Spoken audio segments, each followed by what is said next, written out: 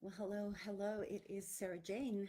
And if you're here, you know that I help kind people and animals to heal from trauma, unresolved trauma, so that they can live fulfilled, vital, and healthy lives. And I want to speak today about how to live trigger free. If you are on my mailing list, you know that I have already invited you in to this short 5-part mini series on helping you to really manage your stress in a better way and to not go into projections and assumptions when you're feeling triggered, and really help to grow up your abandoned child parts. So this is a common theme that's been showing up in quite a few of my clients that I saw today, and maybe you can relate to it. And that is this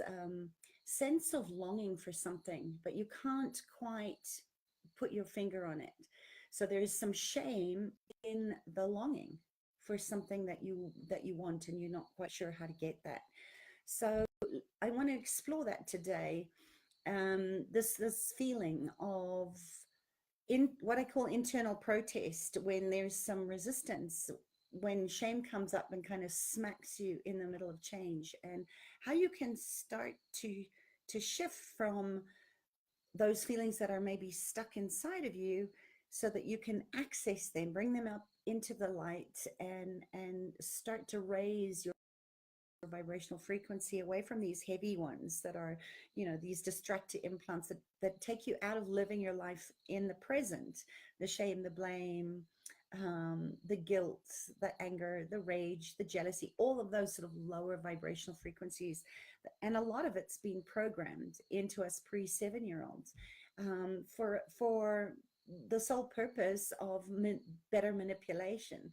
And when you can see what's going on in that dynamic of change, then you can come back and ground yourself into a space of that power of choice, of creating your own safety, right? Being secure when longing comes up, and then shutting yourself down because you feel ashamed for wanting what you want. And how much pain comes up with that, that there's this inner protest, this temper tantrum of the child parts. And how do you get yourself to a place where you can sit and realize that it's protest? And one of the things that I've found that's really powerful, because we're talking about attachment styles here, and it's very hard to access that when you're in it, because a lot of times we're so wounded in those places. But in uncovering these blind spots, then you can start to make sense of it. So reach out and get some support, because I think this is so important, to when you're feeling isolated or alone in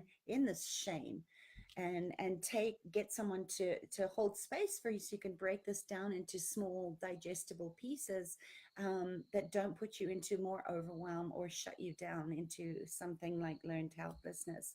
And um, you know, this is something that I go into deeply in the resetting of your nervous system in my Out of the Blues program, is actually educating yourself. It's in the training to be able to look at what is happening, rather than being overwhelmed and shut down, but how you can be with that in your body, in the feeling in the body, and how you can start to deconstruct the triggers of that in some really simple, bite-sized chunks, so that you can access the need that's really underneath the shame or the fear. And you often can't access that because you're just trying to live your life and put the pieces together. So when you can start to see where the past is actually intruding on the present moment, um, a lot of the times we need to ask, can you hold yourself in that and discriminate what is coming from the wounded child and what's coming from the adult self, and get really familiar with that. So it's important to discern, where it's coming from on your timeline. Um, and this is where it gets really exciting, because you can then access it. Poof, I've got tongue twisting today. So let's look at some of the facts and the feelings of some of these situations, because it can be really eye-opening. It can really give you the breakthrough that you're looking to get change and access those deeper emotions. And when you have these tools that you can actually start to use, like neuromodulation, bringing yourself down of this high arousal state, and then really trust that you've got it, right? So one of the pieces that we don't often address head on in life skills, because you're looking at very concrete skills here, is you want to look at what is the underlying trigger. When did you first have the belief that made you feel ashamed of wanting what you want, for example? And I was having a conversation of one of many today, around this topic, where she was talking about um, how she was feeling a lot of anxiety coming up because she'd had an attempted armed robbery in her house, and it's not safe. As a collective energy, there's a lot of fear in South Africa around personal protection. And how do you access that part? She was asking, how does she come down from that high and anxious state, when everything around her, the feedback that she's getting is that she can't. And this is what I want to sort of look at today, is how do you get out of normalizing the lack of safety, where you're feeling that you have to shut down. You don't allow yourself to feel it in a somatic way in your body and literally shake it off, because you just have to get on with life, and that this is just the state of the affairs that the country is in, and that it's become normalized. And I think safety is such an important part when of living in the present moment. And we're talking about physical safety, but also how do you create emotional safety, so that you can be in right relationship with that and know what you need to work with, especially if you've had your personal safety intruded on or your boundaries broken. And all of these are what we have to deal with on a daily basis. But I think it's important to know that the things that you don't often have control over is you can't stop yourself from being triggered. Stress doesn't go away, but there is healthy stress and there is unhealthy stress, just like there's rational and irrational fear. But it's looking at what you can work with in the moment. And this is where the freedom comes from, because you don't get trapped in that if you have the tools to work with. And it really starts with what I cover in the trust process, to be able to use the basic skills, where meditation isn't enough. Trauma history is going to come up, and you need to be able to break it up into smaller parts so that it can make sense to the prefrontal part of your brain, to the amygdala that is saying run, run, run away. And I think we're all going to get triggered. It's like we're always going to judge. It's just part of being human. But the painful downside of any trauma and attachment, is going to always be there, but it's possible to be with those triggers in a different way. So if you learn to catch the trigger out there and then be the witness to that, then you can learn to be with that part, just like you can learn to befriend your pain. When you can hold that space of secure attachment for yourself, then you can start to deconstruct some of this. And it can be a profoundly life-changing experience when you start to remember that everything rises and it crests and then it falls, but you're not supposed to be stuck on all the time. We have to be able to ride the ups and the downs of life, and be able to hold space for whatever problem comes up. And we all know that when you're triggered, when it kind of comes out of nowhere, your instant reaction is to react rather than to respond. So if you can learn to slow down that trigger response, and use your mindfulness, then you can really start to get the lesson about what's going on underneath that. And concentrate, really focus on where do you want to go with this. If the trigger wants to send you over there and you want to go over there, it's like how can you let yourself first of all acknowledge it and then stay with it, not spiritually bypass or go into a reactive mode where you're bypassing the gift in all of that. And there's so many ways to go there, and there's also so many ways that we can get derailed when you are triggered. When someone pushes your button, the trigger can get worse and worse when you don't know how to hold that for yourself. And most of the time it comes from pre-3-year-old, when you perhaps didn't have healthy role models to show you how to stay in the present moment, and how to identify when your past is triggering your present, and where you're not in reality. So how do you change, and how do you experience moving through the world? It's a lot, and I think there is no magic fix for this. It takes time to rewire your nervous system and sort of come back into that place of secure attachment. But it is possible when you break it down into very small, simple, bite-sized chunks and look at the 1-degree shifts. You don't get from A to B in a straight line. Life has its twists and turns. So when you can take complex psychological issues and make them very manageable, then you can apply them and practice them and have a better life. And the whole point of life is to have more fun and to enjoy the beauty, and not go down the rabbit hole of the worst case scenarios, of what ifs. And I think this is where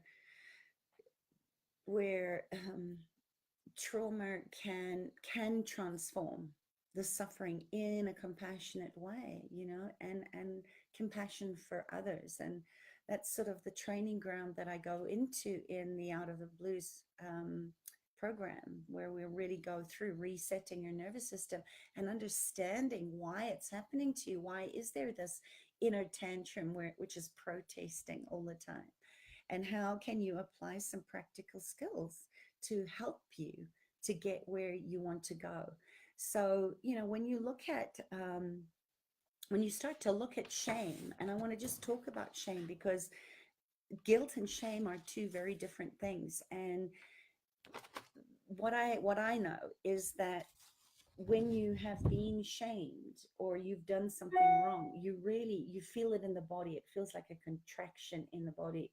And if you have unresolved shame from your childhood, say for example, I remember when I just was getting my learner's license, and my father had borrowed a bucky from his work, and my sister and I decided to get in the car and go for a joyride around the block. And on the way of learning to reverse, I broke the gate post of one of our neighbor's gates, and there was this instant terror of, oh my gosh, I've done something wrong here, and I'm going to get into trouble, that there's going to be a negative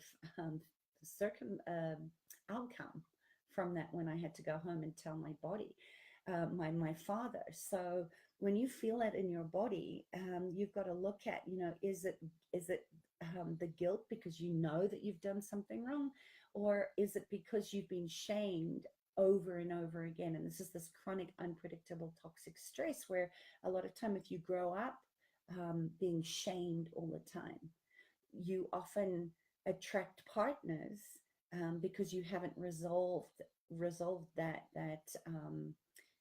shame, that toxic burden of shame. And you constantly then attract someone like the person, maybe your father, like it was in my case, that constantly told you, how could you be so stupid?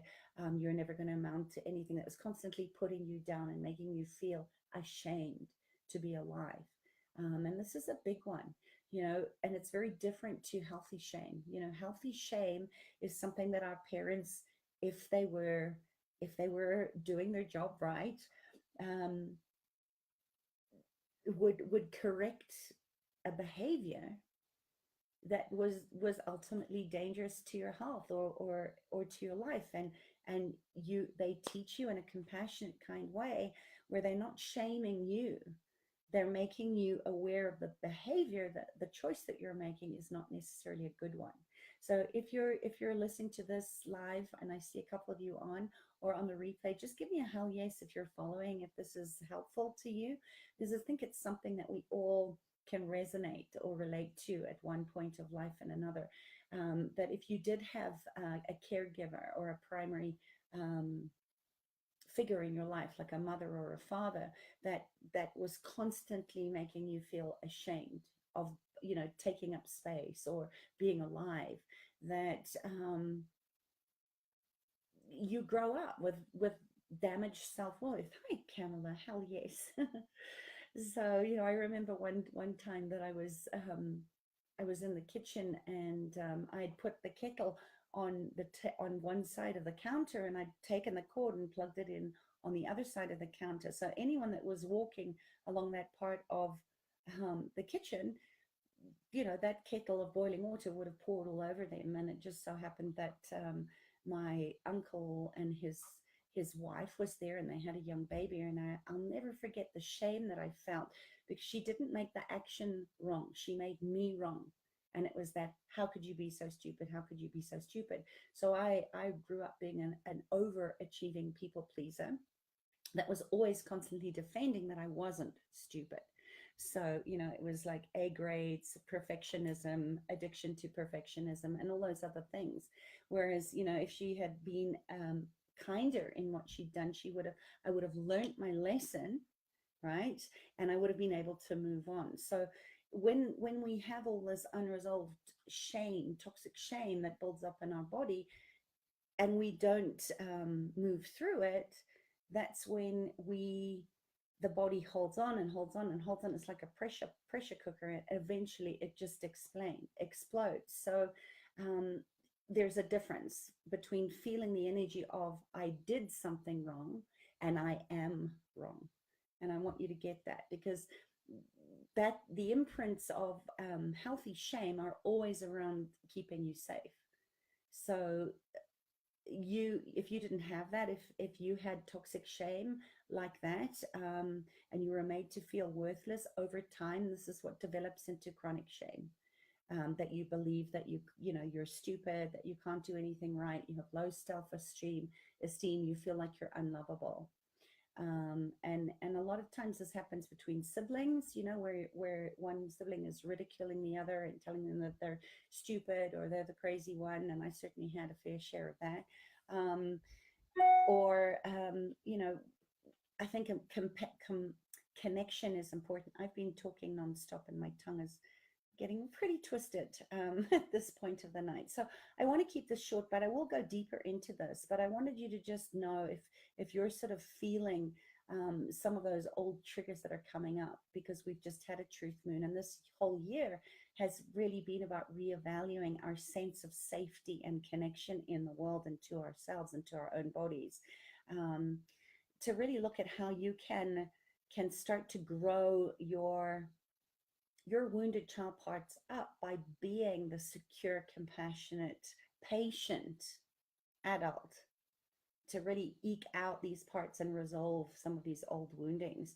Because early childhood shame, when it's healthy, it's very essential, because you need to feel it viscerally in your body, right? You need to feel that contraction of, oh my gosh, that didn't feel good. That time when it feels like your heart drops out into your toes and your whole body kind of goes into shock because the adrenaline starts pumping. That's very healthy shame. If you had a primary caregiver that could take you off that hyper aroused state and back into the rest and digest stage. If you were left constantly on, where you were waiting for the next shoe to drop, or you were constantly walking on eggshells, or you were trying to defend yourself and prove that you weren't stupid, this is where this work of secure attachment becomes so super important. And a lot of times there are going to be tears, or there is going to be anger come up, or fear. But when it's followed up with empathy and connection and compassion, that is healthy shame. Okay.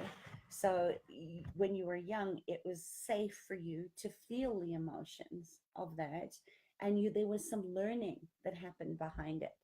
So I hope that you get the difference between healthy and toxic, healthy shame and chronic toxic shame, and also start looking at where you're willing to give yourself permission to go, because you're going to be the secure adult that's saying it's okay for you to feel that. There's nothing wrong with you, right? It's the same as forgiveness. We can forgive the behavior. We don't necessarily have to forgive the person that traumatized you or abused you as a child. And this is again where the work of looking at the antidote of shame is this need to feel healthy, and to feel strong in your body, right? To allow it to shake off in your body, and build this capacity in your nervous system by listening to your body and letting your body feel the emotion and of rage, of healthy aggression, of feeling hurt, or feeling upset by it.